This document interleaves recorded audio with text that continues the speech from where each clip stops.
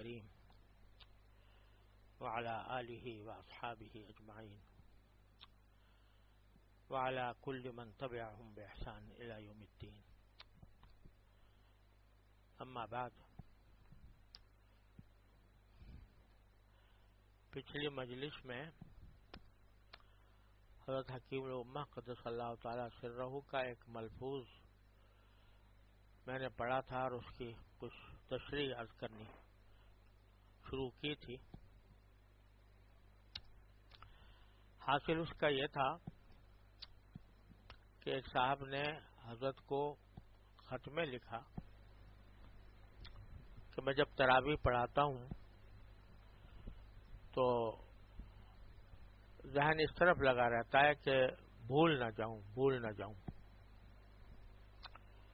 اس کی وجہ سے جو خشوع ہے وہ پورا پیدا نہیں ہوتا.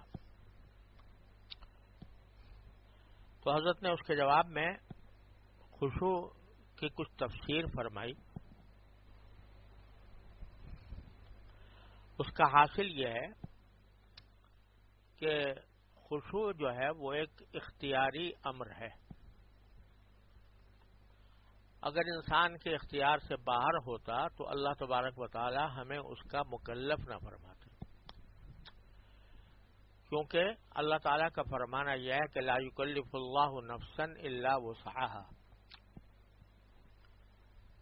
وہاں صرف امکان کی بات نہیں کی بلکہ وسعت کی بات کی کہ اگر کوئی چیز انسان کی وسعت میں نہیں ہے تو اللہ تعالیٰ اس کا پابند نہیں بناتا، اس کا مکلف انسان کو نہیں کرتا.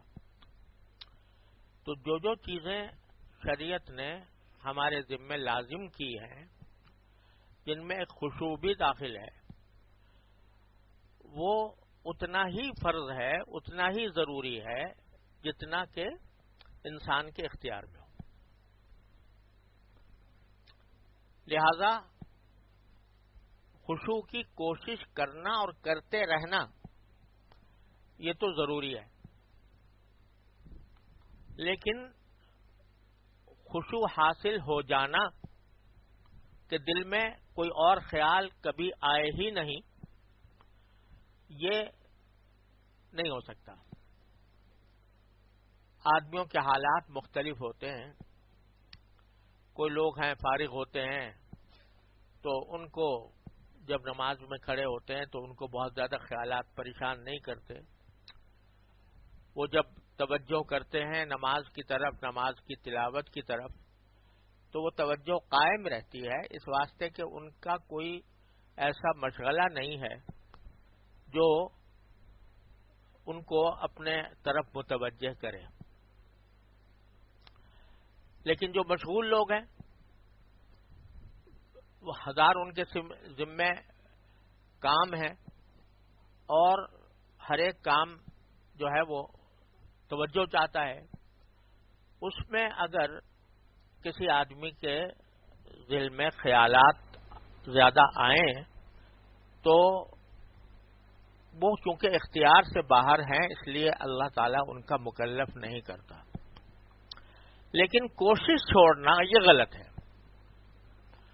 کوشش کرتے رہنا ضروری ہے.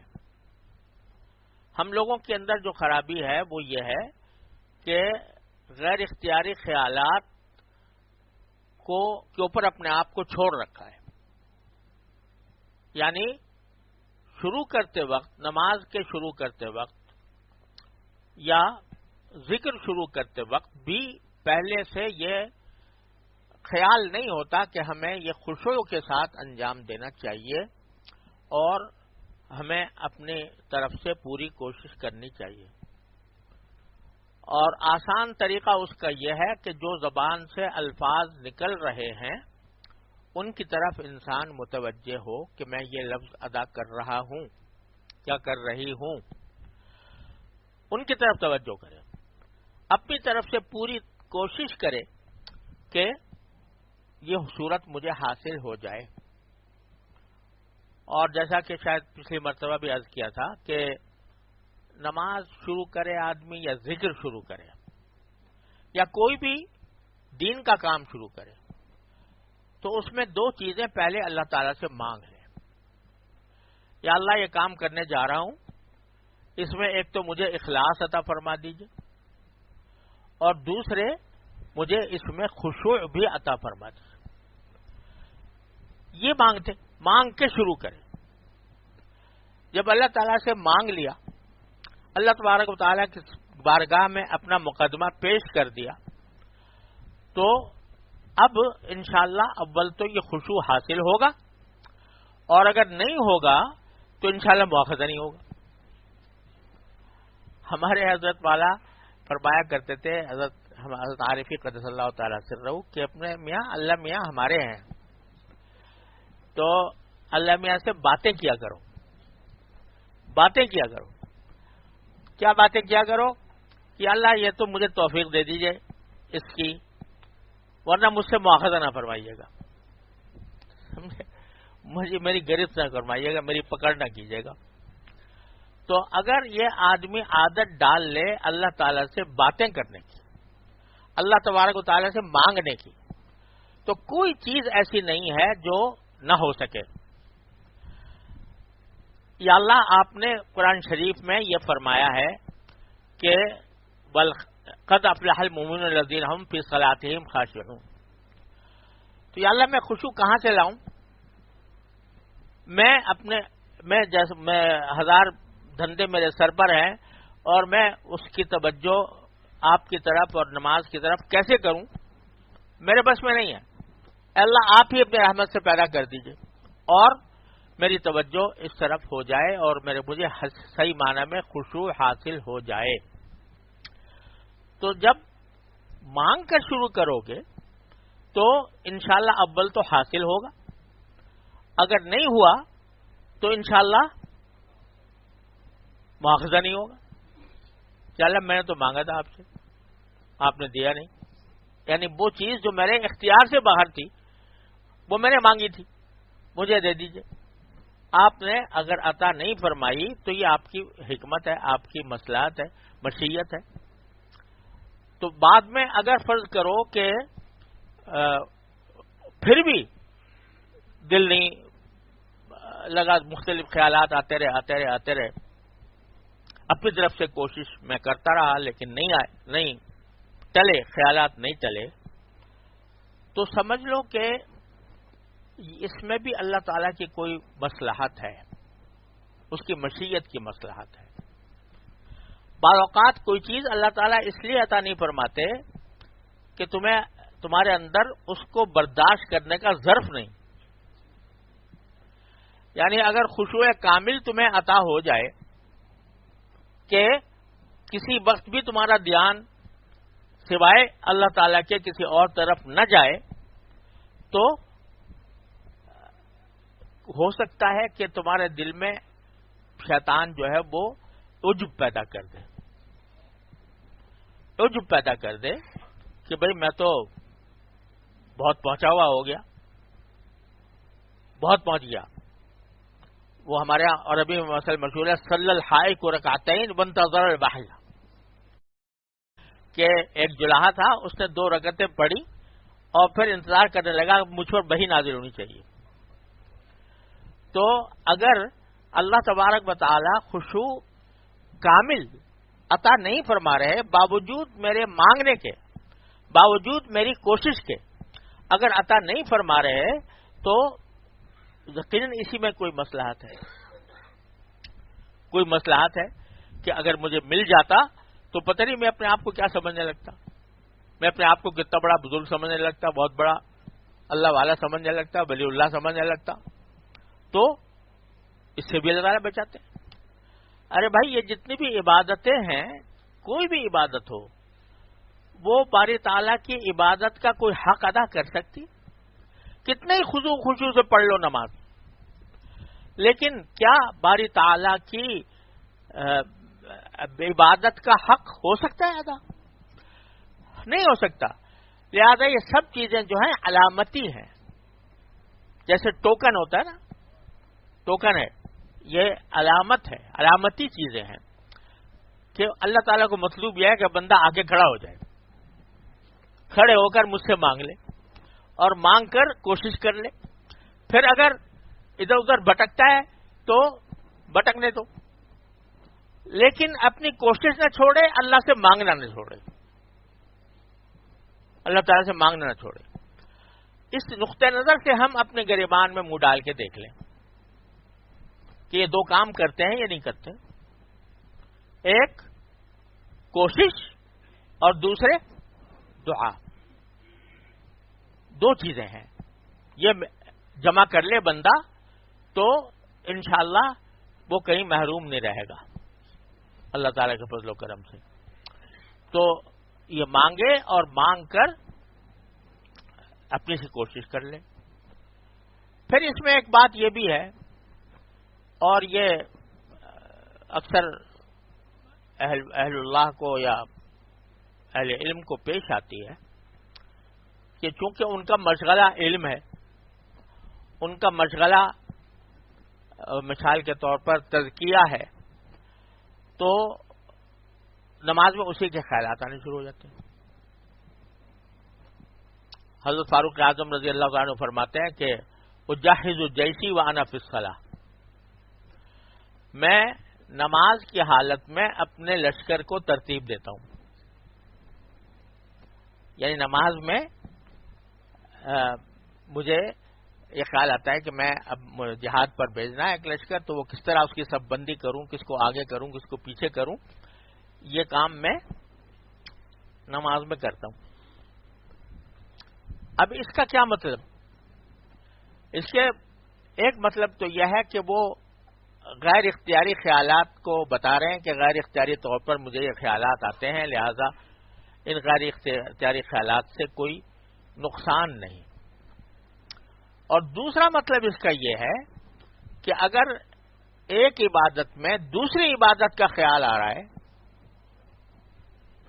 ایک عبادت میں دوسری عبادت کا خیال آ رہا ہے، تو وہ خشوع کے منافی نہیں. ایک عبادت میں دوسری عبادت کا خیال آ رہا ہے تو وہ خشوع کے منافی نہیں. اسی لیے اگر فرض کرو کہ ایک عالم ہے، اس کے دماغ میں مسئلے چکر کاٹتے رہتے ہیں، اور اپنے اختیار سے تو وہ کوشش کر رہا ہے کہ میں نمازی کی طرف متوجہ ہوں، لیکن بعض اوقات اس کے دل میں وہ مسئلہ چکر جو کاٹ رہا ہے وہ آ رہا ہے. تو اس سے معلوم ہوا کہ وہ بھی خشوع کے منافی نہیں ہے. ایک حدیث میں جہاں اللہ تبارک جب نبی کریم سرورد عالم صلی اللہ علیہ وسلم نے خشوع کی تعریف فرمائی اور خشوع کی حقیقت بیان فرمائی کہ جس نے 2 رکعتیں پڑھی، لم یحدث فیہما نفسہ للدنیا، اس میں لفظ دنیا کا بھی ہے. یعنی نماز میں اگر دنیا کا خیال لائے انسان تو یہ تو ہے خشوع کے خلاف. لیکن اگر کوئی خیر کا خیال آ رہا ہے، کوئی ایسی چیز کا خیال آ رہا ہے جو بذات خود عبادت ہے، تو وہ خشوع کے منافی نہیں ہے. اور اس میں بعض حضرات نے یہ فرمایا، بعض حضرات علماء کا کہنا یہ ہے کہ اگر سوچ کے بھی لائے تو بھی جائز ہے. امام غزالی رحمۃ اللہ علیہ کے بارے میں مشہور ہے، میں نے بزرگوں سے سنا لیکن کتاب میں نہیں دیکھا، کہ حضرت امام غزالی رحمۃ اللہ علیہ کے ایک بھائی تھے، تو وہ بڑے صوفی مزاج کے بزرگ تھے. تو وہ امام غزالی کے پیچھے نماز نہیں پڑھتے تھے. تو ان کی والدہ سے انہوں نے شکایت کی کہ دیکھو یہ میرے پیچھے نماز نہیں پڑھتا. تو والدہ نے بلا کے پوچھا کہ بھائی کیوں نہیں پڑھتے تم امام غزالی کے پیچھے نماز؟ کہا کہ جی یہ تو نماز کیا پڑھتے ہیں، ان کا جو ہے یہ حیض و نفاس میں ان کا دماغ چلتا رہتا ہے، حیض و نفاس کے اس میں چلتا رہتا ہے، تو ان کی نماز کیا ہے، میں اس کے نہیں پڑھتا ان کے پیچھے. تو والدہ بھی امام غزالی کی والدہ تھیں. انہوں نے کہا وہ تو کسی شرعی مسئلے کے بارے میں سوچ رہا ہے اور تو اس کی غیب جوئی کر رہا ہے نماز کے اندر. تو نماز کے اندر تو جو کر رہا ہے وہ عیب جوئی کر رہا ہے کہ اس کی عیب تلاش کر رہا ہے. یہ زیادہ برا ہے یا اس کا عمل زیادہ برا ہے کہ وہ ایک شرعی مسئلے کے بارے میں سوچ رہا ہے اور تو اس کی عیب جوئی میں لگا ہوا ہے. تو یہاں امام غزالی کے والدہ نے یہ فرمایا کہ یعنی دفاع کیا امام غزالی رحمۃ اللہ علیہ کا کہ وہ جو سوچ رہا ہے وہ بھی کیا ہے, وہ دین ہے, عبادت کا ہی حصہ ہے, لہذا وہ اتنا برا نہیں جتنا تم یہ سوچ رہے ہو کہ بھئی ایسا ہے میں اس کے پیچھے نماز نہیں پڑھتا. اس لیے خلاصہ یہ ہے کہ کوشش اپنی نہ چھوڑے بندہ. خرابی یہاں ہے کہ کوشش ہی نہیں سرے سے, بس ایک عادت ہے, وہ عادت کے طور پر جا کے کھڑے ہو گئے, نہ کبھی نہ اللہ تعالی سے مانگا, نہ اللہ تبارک و تعالی سے دعا کی, اور نہ حاصل کرنے کی کوشش کی. یہ خرابی ہے جس میں ہم سب مبتلا ہیں. اس کو دور کرنے کی ضرورت ہے کہ پہلے مانگو اور مانگ کر پھر اللہ تبارک و تعالی سے مانگنے کے بعد کوشش میں اپنی طرف جب شروع کرو تو انی وجہت وجہی للذی فطر السماوات والارض حنیفا وما انا من المشرکین, یہ پڑھ کر شروع کر دو کہ میں نے تو اپنا رخ اللہ کی طرف کر لیا ہے بس. اور پھر کوشش کرو کہ جو الفاظ زبان سے ادا ہو رہے ہیں ان کی طرف میری توجہ ہو. غیر اختیاری طور پر جو خیالات آ جائیں وہ معاف ہیں. ایک بات تو یہ عرض کرنی تھی اس سلسلے میں. دوسری بات یہ ہے کہ بعض اوقات جب خشوع کا ذکر ہوتا ہے یا اس کا ہمیں خیال آتا ہے اور محسوس ہوتا ہے کہ بھئی ہماری نمازوں میں خشوع ہے نہیں, تو بعض اوقات ہم اس نماز کی جو بغیر خشوع کے پڑھی گئی اس کی ناقدری شروع کر دیتے.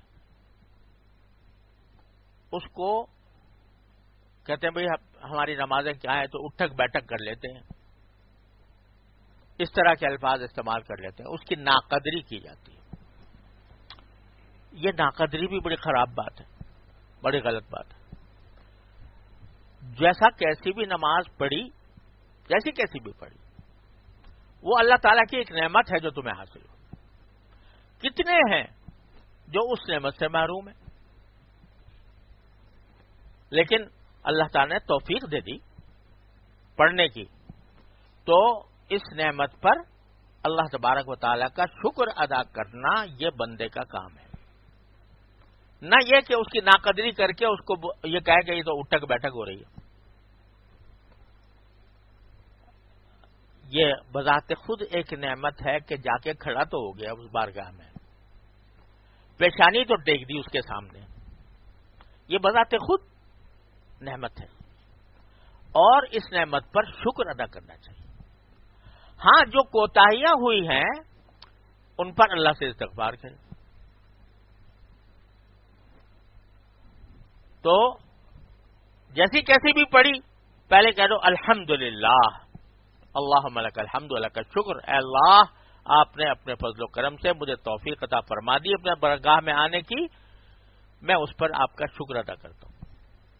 پہلے شکر ادا کر لو, اور پھر جب یہ خیال آئے کہ مجھ سے تو بن نہیں پڑا, خشوع نہیں بن پڑا, تو اس پر کیا کر لو, استغفار کر لو. نبی کریم سرورت عالم صلی اللہ علیہ وسلم سے منقول ہے کہ نماز پڑھنے کے بعد, سلام پھیرنے کے بعد 3 مرتبہ فرماتے تھے استغفر اللہ استغفر اللہ استغفر اللہ. کس چیز پر استغفار ہو رہا ہے؟ یعنی کوئی گناہ کا کام تو نہیں کیا, نماز ہی پڑھی, اور نماز بھی کس کی, رسول کریم صلی اللہ علیہ وسلم. لیکن چونکہ آپ کی معرفت اس درجہ ہے کہ اپنی اعلیٰ ترین نماز کو بھی اللہ تعالیٰ کی بارگاہ کے شایع نشان نہیں سمجھتے, لہذا فرماتے ہیں یا اللہ مجھے معاف کر دے, استغفر اللہ استغفر اللہ استغفر اللہ. نبی کریم سرورت عالم صلی اللہ علیہ وسلم کا استغفار فرمایا کہ میں 70 مرتبہ اللہ کا استغفار کرتا ہوں روزانہ, اللہ تعالیٰ سے استغفار کرتا ہوں. حالانکہ آپ کو پتا ہے کہ نبی کریم صلی اللہ علیہ وسلم معصوم، کوئی گناہ آپ سے سرزد نہیں ہو سکتا، لیکن اس کے باوجود 70 مرتبہ استغفار فرماتے ہیں. اب 70 کا لفظ آیا گنتی کے طور پر ہے یا یہ کہ کثرت کے طور پر ہے، اللہ جانے، پتہ نہیں کتنی مرتبہ کرتے ہوں گے. کس چیز سے استغفار ہو رہا ہے؟ استغفار اس بات سے ہو رہا ہے کہ ما عبدنا کا حق عبادت، ما عرفنا کا حق معرفتک، اللہ ہم نے جو عبادت کا حق تھا وہ ہم ادا نہیں کر پائے، اس پر استغفار ہے. اور بزرگوں نے لکھا ہے کہ نبی کریم صلی اللہ علیہ وسلم کا حال یہ تھا کہ مسلسل آپ کے درجات میں ہم ترقی ہو رہی تھی، ہر روز، اور اگر کہا جائے تو شاید مبالغہ نہیں ہوگا کہ ہر لمحے ہم ترقی درجات ہو رہی تھی. تو جب اعلیٰ درجے پر آپ پہنچتے تو جو پہلا درجہ تھا اس کو بھی اپنے لیے ایک گناہ سمجھتے،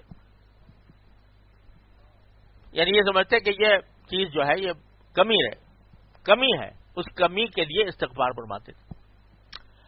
تو اس لیے آدمی کی جو کچھ بھی جو جیسی کیسی، ایک تو اللہ تعالیٰ کے سامنے جو کچھ بھی توفیق ہوئی اس پر اللہ کا شکر ادا کرے، یا اللہ آپ کا شکر ہے آپ نے مجھے توفیق عطا فرما دی، اور ساتھ استغفار کر لے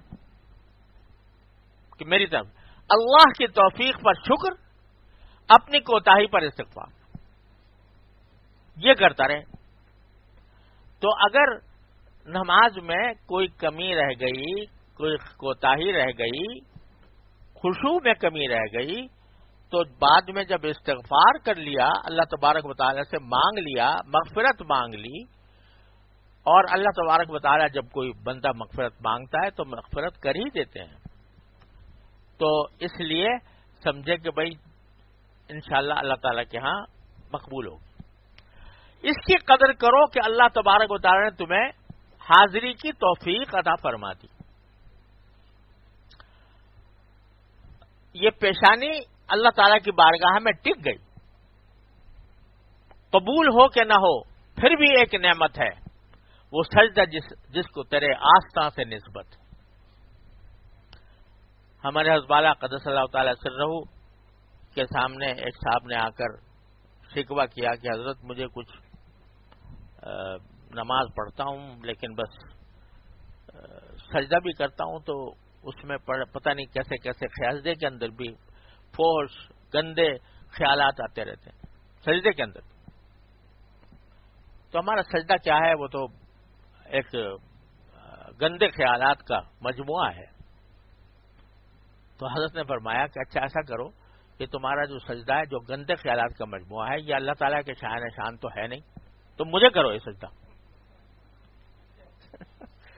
یہ گندا سجدہ مجھے کرو.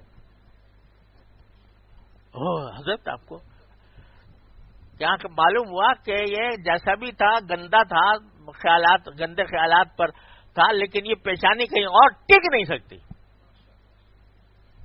یہ صرف ایک ہی بارگاہ میں ٹک سکتی. لہذا یہ جو تمہارے خیال ہے کہ ہمارا سجدہ گندا ہے، سجدہ گندا نہیں ہے، سجدہ اللہ تبارک و تعالیٰ کے بارگاہ میں ہے اور اس کے سامنے پیشانی ٹک رہی ہے، یہ اللہ کی توفیق ہے، اس پر شکر ادا کرو.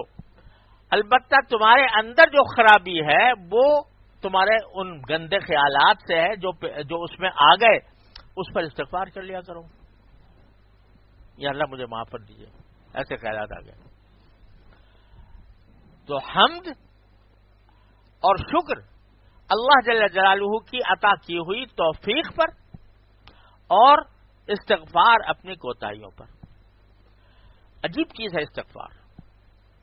استغفار معمولی بات نہیں ہے، بہت عجیب چیز ہے.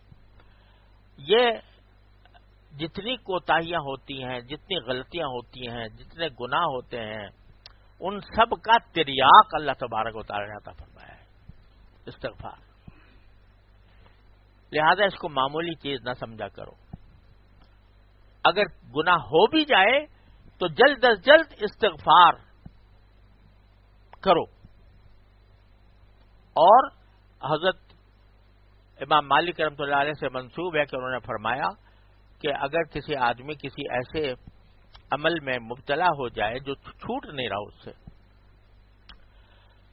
تب بھی وہ نفعل و نستغفر کہ وہ کر بھی رہے ہیں لیکن ساتھ ساتھ استغفار بھی کر رہے ہیں، ایک دن اس استغفار کی برکت سے وہ گناہ چھوٹ جائے گا انشاءاللہ۔ تو یہ ایسی عجیب نعمت ہے جو اللہ تعالیٰ نے عطا فرمائی۔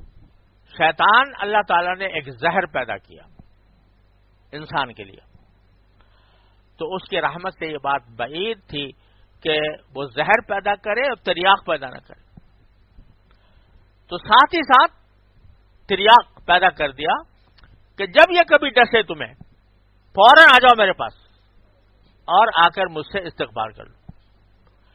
دیکھو حضرت آدم علیہ السلام کے بارے میں قرآن شریف میں ہے کہ ان ملائکہ سے اللہ تعالیٰ نے فرمایا تھا کہ جاعل فی الارض خلیفہ، میں زمین میں اپنا خلیفہ بنانے والا ہوں۔ پہلے ہی دن سے یہ فرما دیا تھا کہ یہ زمین پہ جائیں گے اور میری خلافت کا منصب سنبھالیں گے، ٹھیک ہے، پہلے ہی دن سے، جب ابھی بنایا بھی نہیں تھا، بنانے سے پہلے میں نے ملائکہ سے کہا تھا کہ میں اپنا زمین میں خلیفہ بنانے والا ہوں۔ بنا دیا، اور بنا کے بھائی جب یہ بنایا تھا زمین پہ بھیجنے کے لیے، زمین میں بھیج دیتے نا اللہ میاں براہ راست، سمجھے نا، لیکن اللہ تعالیٰ نے براہ راست نہیں بھیجا، پہلے کہا جنت میں رہو، جنت میں رہو، اور جنت میں تمہیں ایک پابندی تمہارے اوپر عائد کرتے ہیں کہ اس درخت کو مت کھانا، ٹھیک ہے بھائی، جب بنایا تھا زمین میں خلیفہ تو سیدھے زمین میں بھیج دیتے نا، لیکن سیدھے نہیں بھیجا، پہلے جنت میں بھیجا اور ایک پابندی عائد کر دی کہ اس درخت کو مت کھانا، کھا لیا انہوں نے، غلطی ہو گئی، کھا لیا، جب کھا لیا اور کھانے کے بعد پتہ نہیں چل رہا تھا ان کو کیا کروں کہ غلطی ہو گئی، یہ نہیں پتہ چل رہا تھا کہ ایسے موقع پر کیا کرنا چاہیے جب کہ انسان سے کوئی غلطی ہو جائے، تو وہ بھی اللہ نے سکھا دیا، تلقى آدم من ربی کلمات، کہ آدم علیہ السلام نے سیکھ لیے اپنے پروردگار سے کچھ کلمات، اور کلمات سیکھ کر کیا کلمات تھے وہ دوسری جگہ ہے کہ ربنا ظلمنا، قال ربنا ظلمنا انفسنا وان لم تغفر لنا وترحمنا لنكن من الخاسرین، کہ پروردگار ہم نے اپنی جانوں پر ظلم کر لیا، اور اگر آپ معاف نہیں کریں گے، رحم نہیں کریں گے تو ہم نقصان اٹھا لیں گے، بڑے نقصان اٹھانے میں شامل ہو جائیں گے۔ جب یہ ان کو سکھا دیا، استغفار کا طریقہ خود سکھا دیا کہ یہ کہو ربنا ظلمنا انفسنا، انہوں نے کہہ دیا کہ اب جاؤ زمین کے اوپر، اب زمین پہ جاؤ، یعنی ہم نے تمہیں سکھا دیا کہ ایسے واقعات تمہارے ساتھ دنیا میں پیش آئیں گے، کیا پیش آئیں گے کہ ہم نے کسی چیز سے منع کیا ہوگا، تم اپنے شیطان کے بہکانے سے یا اپنے نفس کے بہکاوے سے اس کا ارتکاب کر لو گے، تو ہم تمہیں سکھا کے بھیج رہے ہیں کہ اب جو وہاں جاؤ اور وہاں کبھی ایسا ہو تو کہہ دیا کرو ربنا ظلمنا انفسنا وان لم تغفر لنا وترحمنا لنكن من الخاسرین۔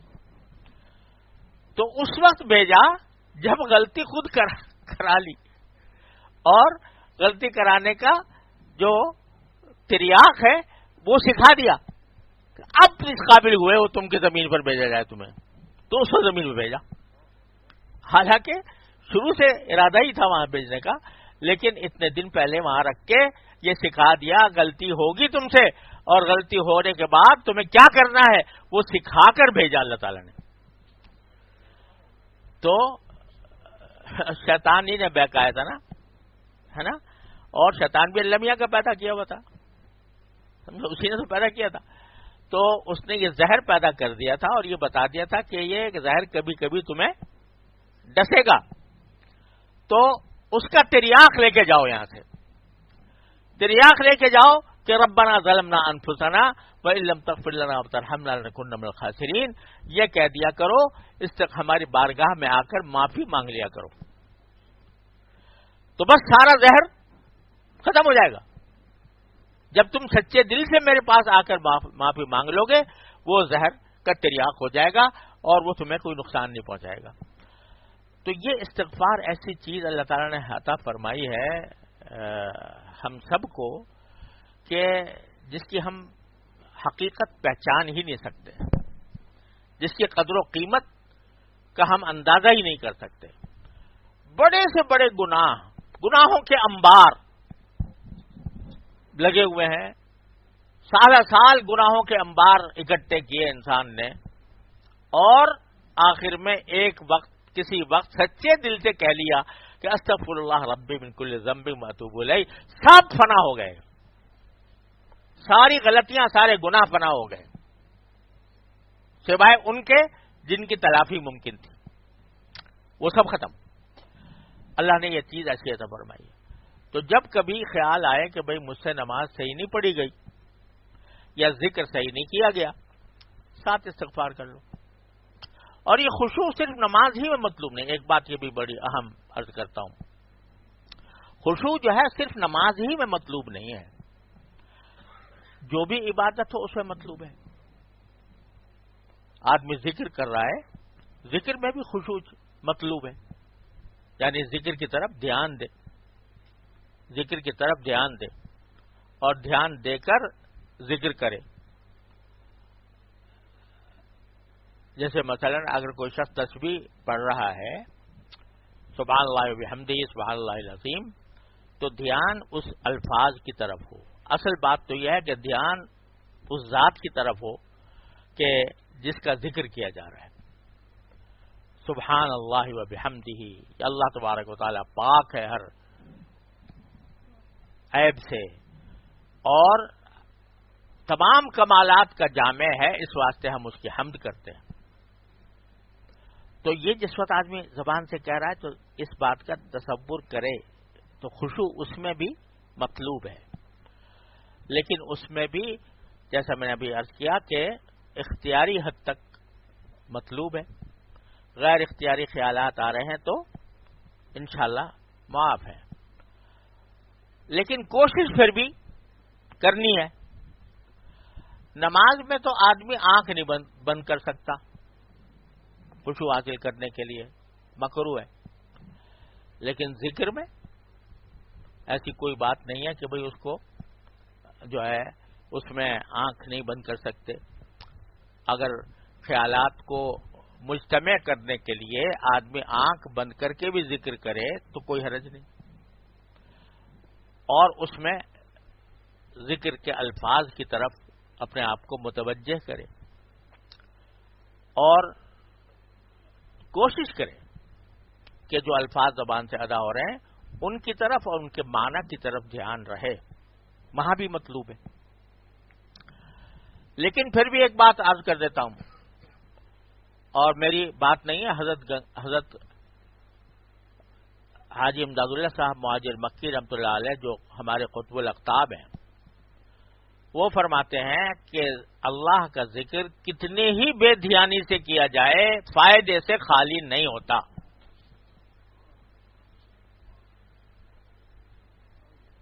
کیونکہ اگرچہ دل متوجہ نہیں ہے جو کامل درجہ ہے ذکر کا، لیکن تمہارے جسم کا ایک عضو تو اللہ کے ذکر میں مشغول ہے، یہ بھی کچھ کم غنیمت نہیں. لہذا اس کی بھی بے قدری نہ کرو. توفیق ہو گئی اللہ تعالیٰ کا شکر ادا کرو، غفلت ہوئی اللہ تعالیٰ سے استغفار کرو. تو اس میں بھی خشوع مطلوب، ذکر میں بھی مطلوب ہے. آدمی جب قربانی کر رہا ہو تو کیا مطلوب ہے؟ بسم اللہ اللہ اکبر کہے اور کہے کہ ان صلاتی و نسکی و محیای و مماتی للہ رب العالمین. یہاں پر بھی خشوع مطلوب ہے. ٹھیک ہے. اسی طرح اور جتنی عبادتیں ہیں، زکوٰۃ ادا کر رہا ہے تو اس میں بھی خشوع مطلوب ہے کہ میں اللہ تعالیٰ کی رضا کے لیے یہ کام کر رہا ہوں. تو ایک تو ہے ہر عبادت میں خشوع مطلوب ہے، اس کے مناسب خشوع جو ہوتا ہے وہ. دوسرے ایک خشوع کے معنی یہ ہے کہ انسان اپنی عام زندگی میں عاجزی اپنائے یہ بھی خشوع ہے.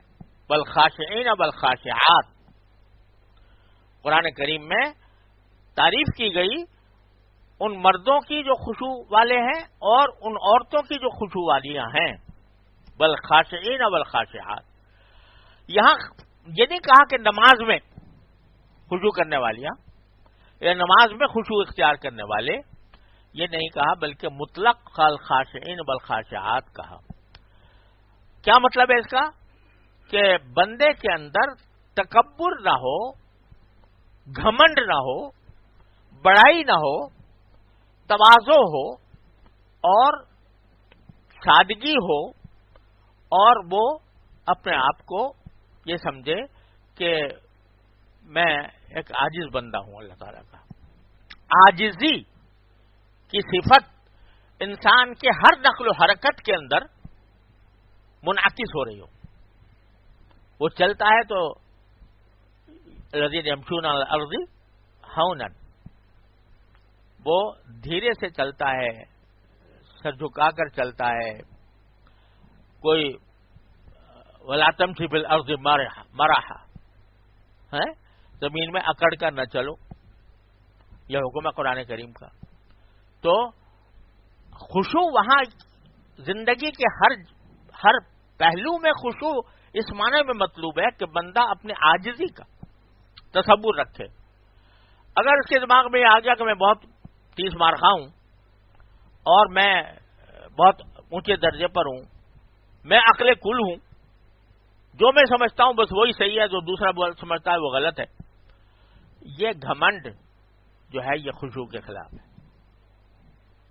میں تو بھائی اللہ کا بندہ ہوں، اللہ کا بندہ ہوں، اللہ نے جیسا مجھے پیدا کر دیا اس طرح ہوں، اور میرے اپنی ذات میں کوئی کمال نہیں ہے. اگر کوئی بے خوبی ہے تو محض اللہ تعالیٰ کی عطا کی ہوئی ہے، جب چاہے چھین لے، جب چاہے واپس لے لے.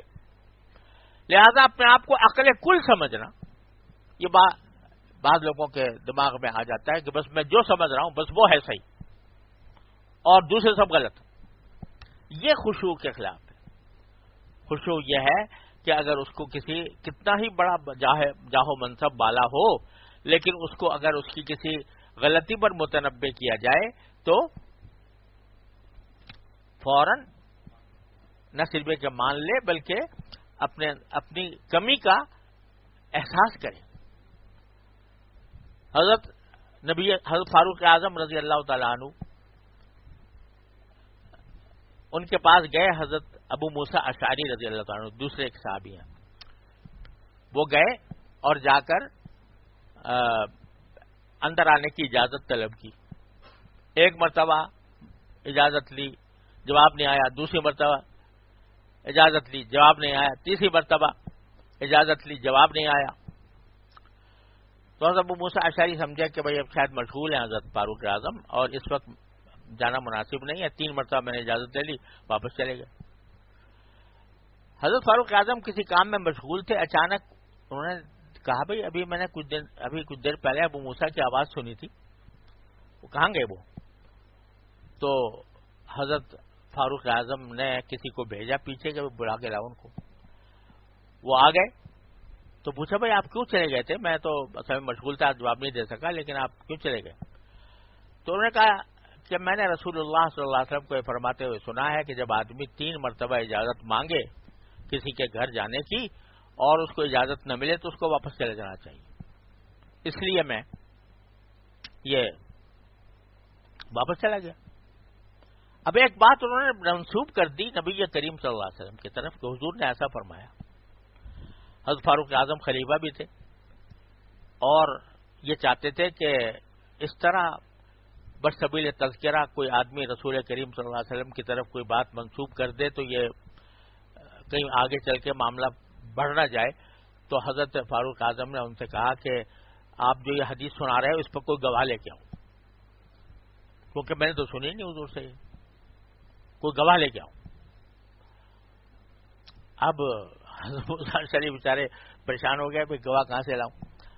تو آخر کار وہ انصار کی ایک مجلس تھی، اس میں جا کے انہوں نے کہا بھائی یہ میں فاروق اعظم کے پاس گیا تھا اور فاروق اعظم نے مجھ سے مانگا گواہ کہ گواہ لے کے آؤ اس حدیث کے اوپر کوئی جس نے بھی حدیث سنی ہو. تو جو انصار بیٹھے ہوئے تھے ان میں سے بہت سے لوگوں نے سنی ہوئی تھی رسول کریم صلی اللہ علیہ وسلم سے, لیکن انہوں نے کہا چلو ایسا کرو جو ہم میں سب سے چھوٹے ہیں کم سن ان کو بھیج دو گواہ کے طور پر, تاکہ ان کو پتہ چلے کہ چھوٹے بچوں کو بھی پتہ چاہیے حدیث اور فاروق اعظم کو پتہ نہیں تھی. تو انہوں نے برا ابن عازب رضی اللہ تعالیٰ عنہ جو چھوٹے تھے کم سن تھے ان کو بھیجا گواہ کے لیے. تو انہوں نے جا کے گواہی دی کہ حضرت میں نے بھی یہ سنی ہے یہ حدیث رسول کریم صلی اللہ علیہ وسلم سے جو حضرت ابو موسیٰ اشعری سنا رہے ہیں. سنتے ہی فاروق اعظم رضی اللہ تعالیٰ عنہ جو ہیں کہنے ہائے افسوس کہ میں ان بچوں سے بھی زیادہ جاہل ہوں, اور مجھے تو بازاروں میں سودے کرنے کی مشغولیت نے مجھے غافل کر دیا, مجھے جاہل بنا دیا. یہ بات بھی مجھے حاصل نہ ہو سکی جو بچوں کو حاصل ہے. خلیفہ ہے, امیر المومنین ہے, آدھی سے زائد دنیا پر جس کی حکومت ہے, اور اس کو جا کے اس کی غلطی بتائی جاتی ہے تو فوراً الہانی سبق بالاسواق کہ ہائے مجھے تو تجارت نے تباہ کر دیا, اور یہ بچوں کو بھی جو بات معلوم ہے وہ بھی مجھے معلوم نہیں. خطبہ دے رہے ہیں فاروق اعظم, خطبے کے دوران کہتے ہیں بھائی لوگ آج کل مہر بہت زیادہ باندھنے لگے ہیں, بہت زیادہ باندھنے لگے ہیں, ضرورت سے زیادہ یہ اچھی بات نہیں ہے, زیادہ مہر نہیں باندھنے چاہیے, اتنے باندھنے چاہیے جو آدمی دے سکے. تو ایک عورت کھڑی ہو گئی, اس نے کہا کہ حضرت آپ کیا فرما رہے ہیں کہ زیادہ مہر نہیں باندھنا چاہیے, قرآن شریف میں تو مہر کے لیے قنطار کا لفظ آیا ہے, وہ آتے ہی تو مہداہن قنطارن, قنطار کے معنی ڈھیر, یعنی اگر تم نے کسی عورت کے لیے ڈھیر سارا مال بھی مہر کے طور پر باندھا ہے تو اس کو واپس نہ لینا اگر اس بیوی سے. تو وہاں تو ڈھیر کہہ رہا ہے قرآن, آپ کہہ رہے ہیں کہ زیادہ نہ باندھو. فوراً خاموش ہو گئے فاروق اعظم. ہائے افسوس کہ ایک عورت جو ہے دین کو زیادہ سمجھتی ہے میرے مقابلے میں. تو وہ شخص جو اشدہم فی امر اللہ جو ہے اور سختی ان کی مشہور ہے, لیکن جب اپنی کوئی غلطی سامنے آئی فوراً ہتھیار ڈال دیے اور خاموش ہو گئے. یہ ہے خشوع, کہ آدمی اپنی زندگی کے اندر بھی خشوع اختیار کرے. یہ نہیں کہ جو میری سمجھ میں آ گیا بس میں عقل کل ہوں, دوسرا کوئی کچھ بھی کہتا رہے مجھے اس کی پرواہ نہیں ہے. اپنی غلطی کو فوراً تسلیم کر لے. تو بھائی یہ سب خشوع کا حصہ ہے کہ آج بندہ عاجزی اختیار کرے, عاجزی کو اپنا شعار بنائے, اور اپنے دل میں بڑائی کا, کبر کا, یا اس بات کا کہ میں جو سوچ رہا ہوں بس وہی صحیح ہے, دوسرا اگر متنبع بھی کرے تو ناراض ہو جائے. یہ چیز جو ہے یہ انسان کو تباہ کر ڈالتی ہے. جب تک یہ عاجزی پیدا نہیں ہوگی, بندگی کا جو سلیقہ ہے وہ نہیں آئے گا. تو یہ حالت ہے بھائی خشوع کے سے متعلق. ایک تو ساری عبادات میں اپنی طرف سے کوشش اور اللہ تعالیٰ سے دعا, اس کو نہیں چھوڑنا. ہماری غلطی یہ ہے کہ ہم یہ چھوڑے بیٹھے ہیں.